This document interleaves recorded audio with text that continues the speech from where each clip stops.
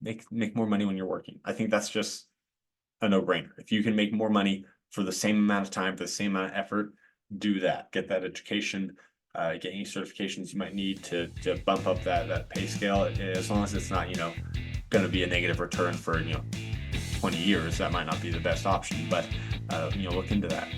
Welcome to the Teacher Money Show, the podcast dedicated to helping teachers navigate your unique financial challenges and unlock your financial superpowers.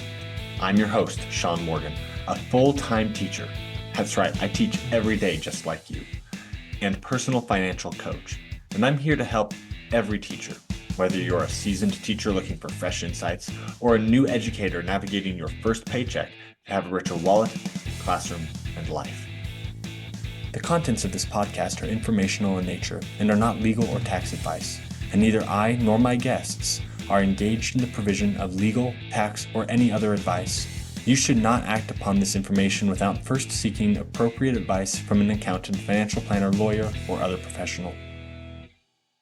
We finished our Money Basics series the last time we spoke together, just one-on-one. But I wanted to give a little bonus to our Money Basics, just a little extra information that might help you on your way.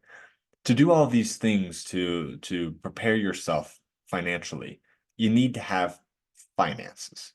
That's really the clincher, right? You need to have money to do stuff with. So I wanted to just talk about how teachers can really take control of their finances by taking control of your money. It's not a secret that teachers are underpaid. Some people might try and dispute that, but in general, people believe teachers are underpaid, and they at least give lip service to the idea of paying teachers more. However, it never seems to pan out.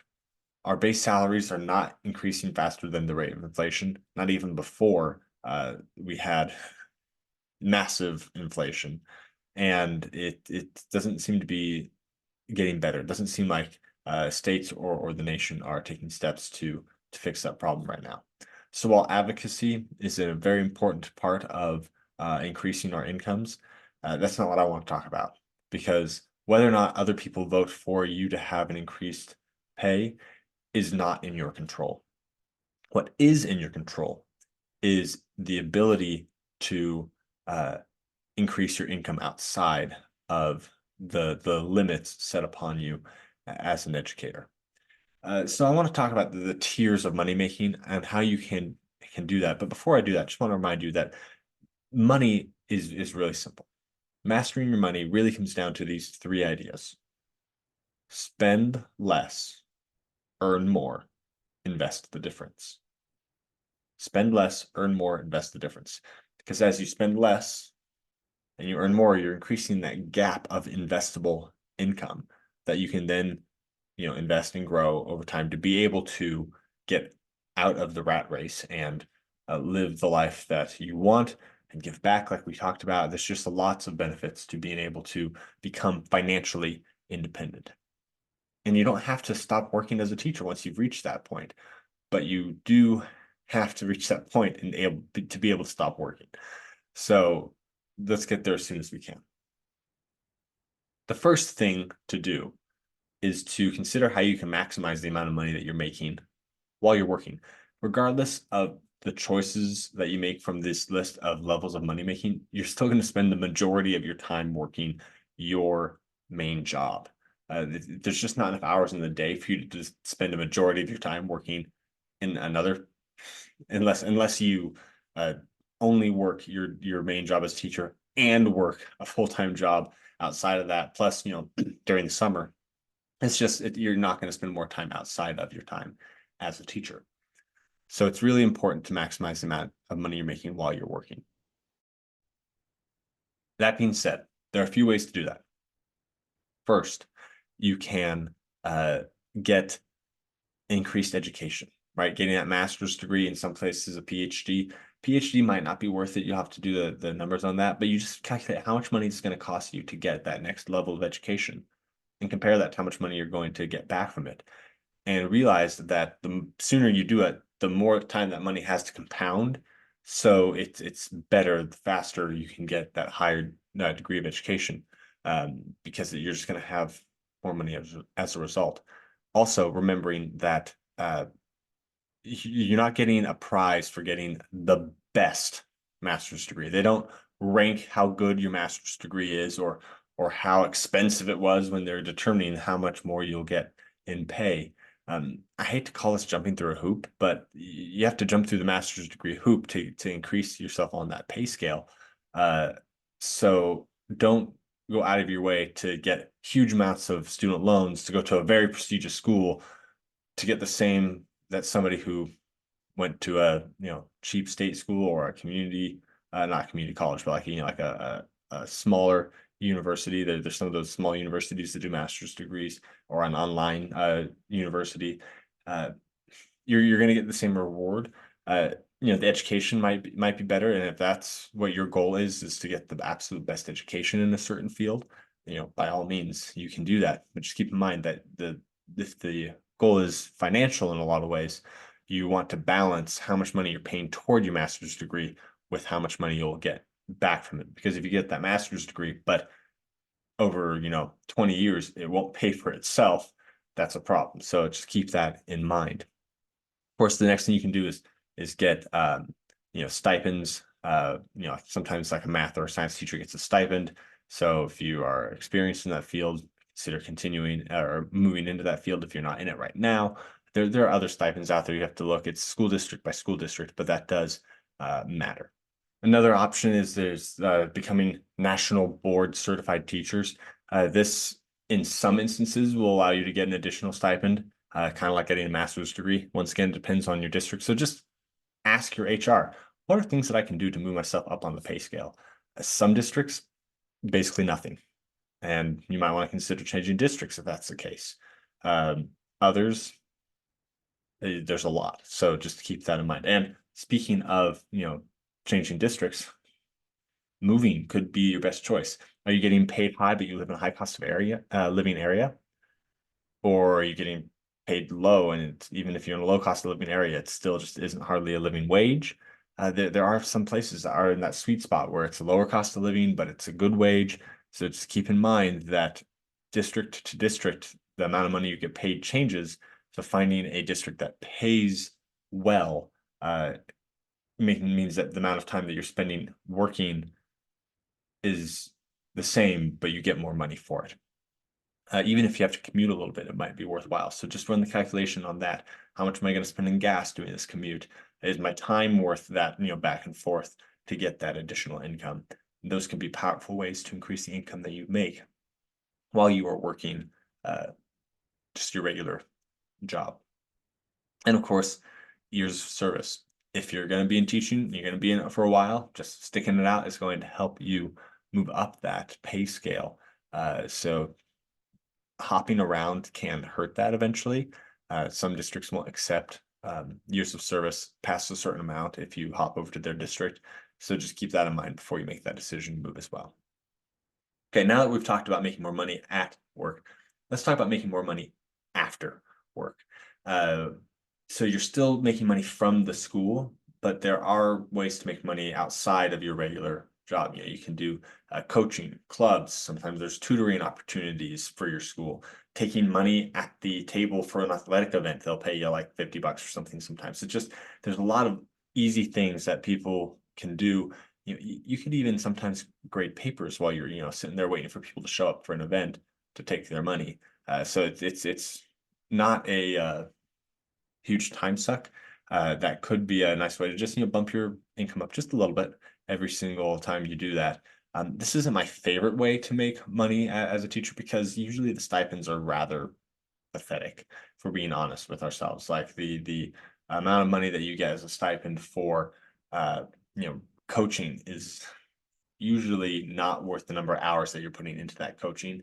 And I think that needs to change. So that's another thing to advocate for is getting better pay for these additional duties that are just not going to attract us to do them because the hourly wage for those are abysmal. So just keep that in mind that you can do those, but it's not my favorite choice for ways to earn money. Besides after work, there's also other jobs outside of work.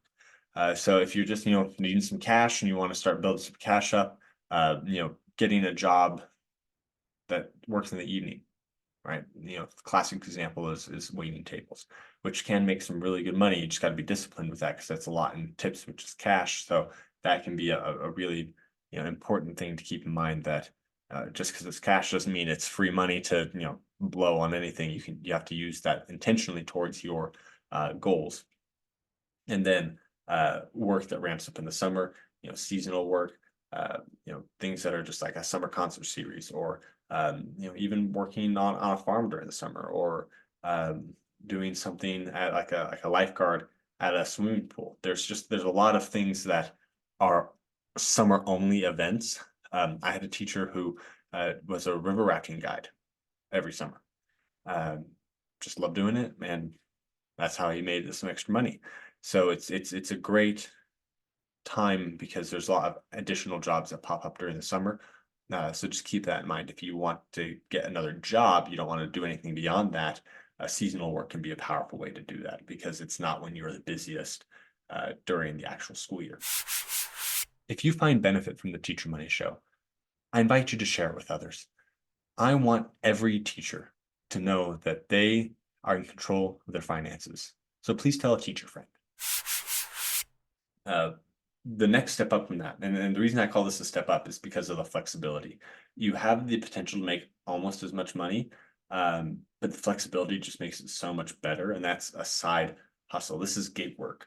A side hustle is where you're doing something that you have the flexibility, but like it's not going to increase your income like in a huge amount. So like Uber, DoorDash, Instacart, Fiverr. So Fiverr is a service where you say, "Oh, I can do this," and someone will pay you, an agreed rate, but it's just like, quick, you know, like freelance type work, but it's kind of a low pay, flexible type of freelancing um, service. So uh, looking up gig work, it can give you lists and lists of things you can do in this gig flexible economy.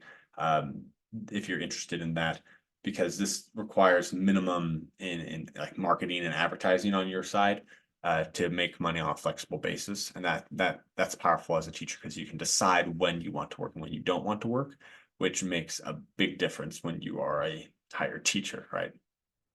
But then we have my favorite. My favorite thing that you can do to earn more money as a teacher is to have a side business. And I know I've talked about side businesses before, but seriously, having control of your time and your income outside of teaching.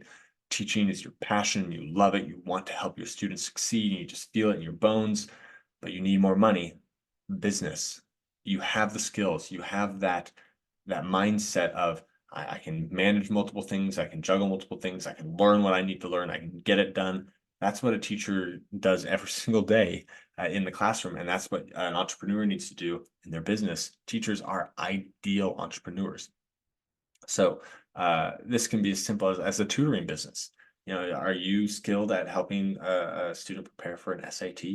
SATs preparation can make hundreds of dollars per session sometimes. So like people really want to pass those SATs. Well, usually the parent wants their kid to pass the SAT, but they're willing to fork over a lot of money to prepare for the SAT. So that can be huge. Writing, people really want tutoring on writing. Second languages, right? If you're a native English speaker, you can just help people speak English and to you and coach them through that. Like that's that simple of a skill. Or math is of course in big demand. Science is in big demand. So if you have any of those skills, economics, oh my goodness, economics classes are impossibly hard in a lot of places. So just those types of things. If you go into a website like I think Online Tutor, I'm not affiliated with them, but just like this, it's kind of like the Fiverr version of tutoring. So that would be a gig type of thing, or maybe more like a second job. But it tells you the most in demand things on their website. So if you have any of those skills, you can build your own tutoring business around that and really make a killing because that's what people want and need tutoring in. Now, I always talk about Notary. Notary is a great, flexible business. It's got a lot of the benefits of gig work because they'll send out a notification, are you available for this job? But it's also got the income potential of a business, because you make quite a bit of money as a notary. I've made up to $150 in an hour uh, for my notary business. It's not usually that much, but making in the $50, $75 an hour range uh, is a lot more than you're making as a teacher, almost guaranteed. And if you are in a place where you're making that much as a teacher, you're probably going to make more as a notary, just because they have to pay more in those areas. So it's a fantastic side business.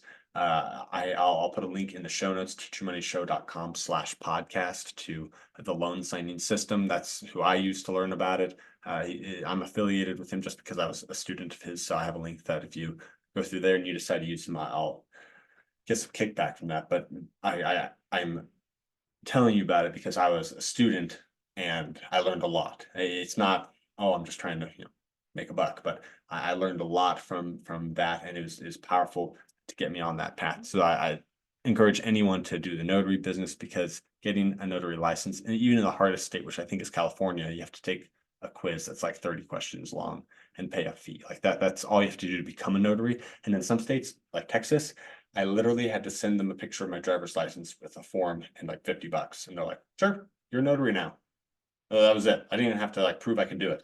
So it's an easy, low barrier of entry, high income potential business.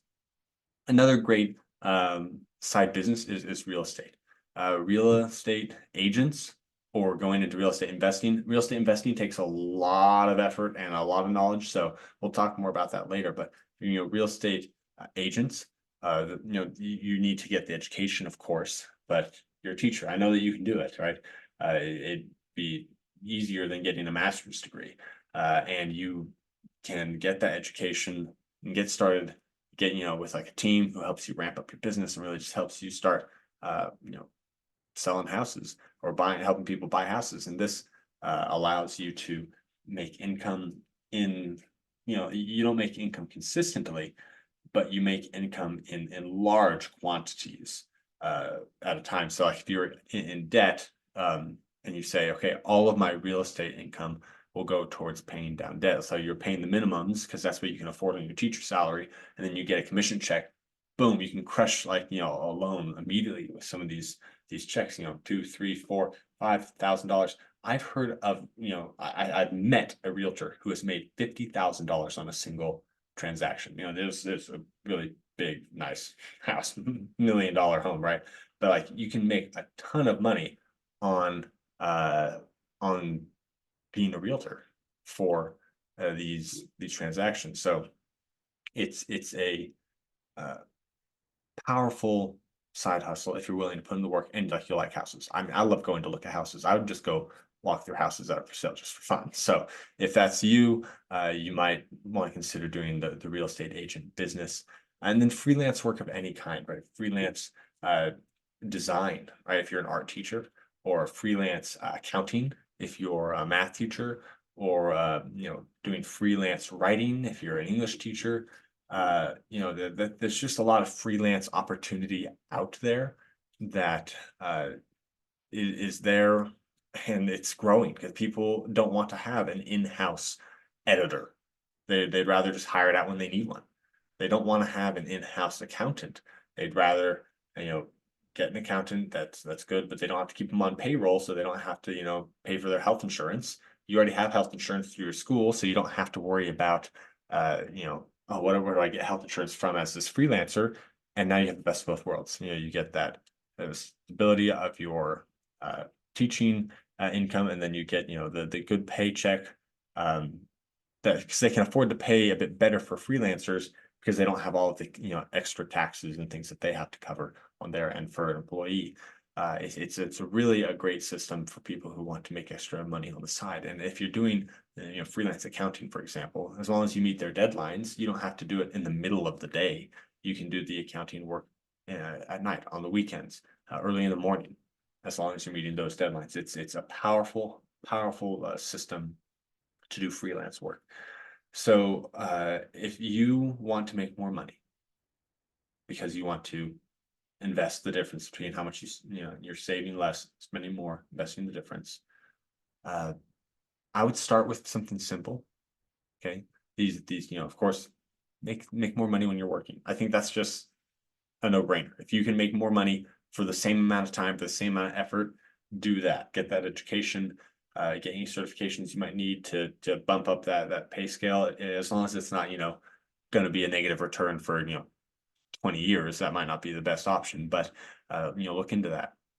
And then you can do those, outside of work options just to, start making money somewhere. And, if you're going to go to the basketball game anyway, because you like watching, might as well make some money at the same time. Or if you're gonna, you just love soccer and they need a soccer coach with a stipend, be a soccer coach. That's fantastic. And then, if you are just trying to make some money quick, so you don't want to ramp up business, a side job is fantastic for that. Side gig. Gigs don't pay as well as jobs. So if you just need cash and you're not worried about the flexibility, side job is a great option. If you want more of the flexibility, but you want some cash as well, the side gig is great. But then, once again, the thing that you really want to do, if you need to make more money long term, and you want to make more money in amounts that will frankly shock you if you run your business well, is a side business. And it just adds so many extra benefits to it that we've talked about, and we will talk about again. So building a side business is, the holy grail of making more money outside of your day job. I hope that I've convinced you that a side business is worthwhile, but if not, I hope I've shown you there's multiple options out there for how you can make additional income. So that way you can build your financial foundations. That way you can become financially independent and live that fantastic life that you deserve. I just want to remind everyone that I'm here to help with your financial challenges. If you have a financial question, you can either come on the podcast as a coaching student here, get a free coaching session on the podcast, ask your questions, we'll work through them together, and that's a fantastic resource. Or if you just have a simple question, you can send me a voicemail at speakpipe.com/teachermoneyshow, or you can just send me an email, Shaun, SHAUN, @teachermoneyshow.com. I'll happily reply to an email that you send for a simple question. If you have a larger question, I'll invite you to come on the podcast and we can work it out together. I look forward to hearing from you. Remember, as a teacher, you are already rich. Your wallet just needs to catch up. If you'd like to come on the podcast for coaching, to share an expert opinion, or just to talk about a topic you think is relevant, I'd love to talk to you. Just fill out the form at teachermoneyshow.com/guest. I look forward to talking with you.